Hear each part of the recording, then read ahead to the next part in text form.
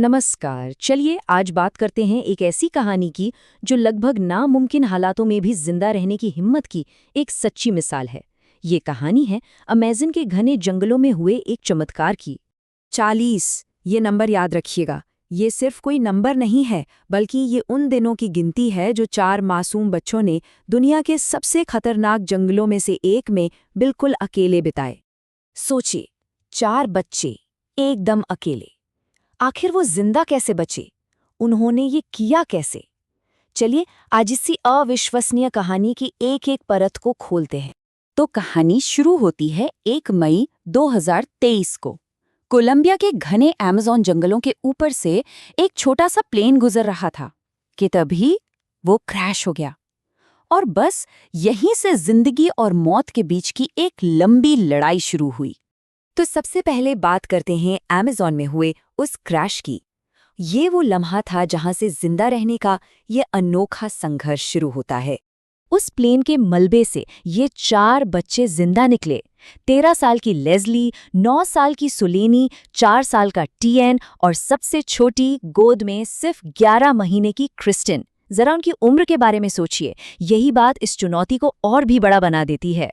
और बस यहीं से ना 2 अलग-अलग दुनियाएं एक साथ चलने लगती हैं। एक तरफ थी बच्चों की दुनिया, जंगल की खामोशी, जिंदा रहने की जद्दोजहद और सिर्फ पुश्तैनी ज्ञान का सहारा।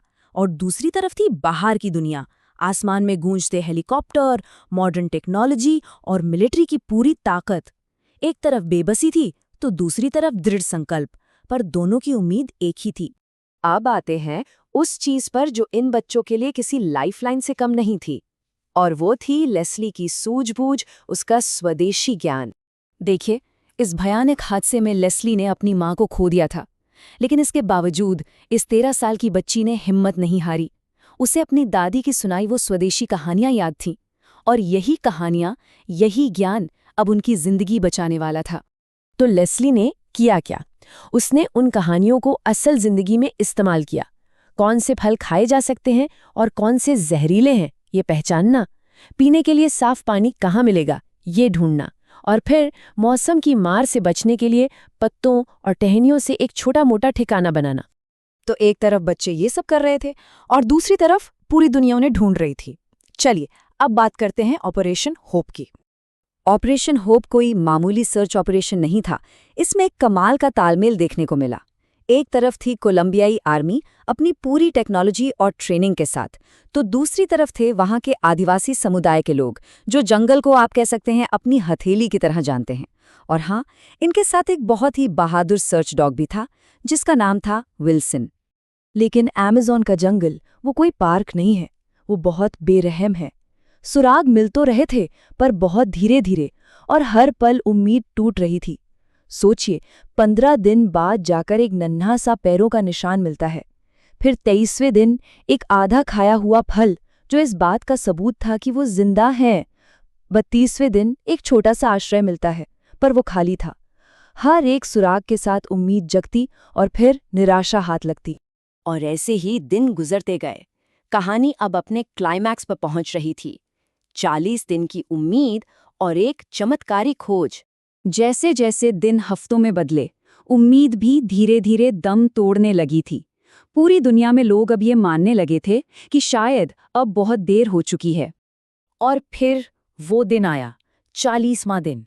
40 दिनों के संघर्ष, डर और अनिश्चितता के बाद उन्हें ढूंढ लिया गया। वो जिंदा थे। तो इस पूरे चमत्कार से हम सीखते क्या हैं?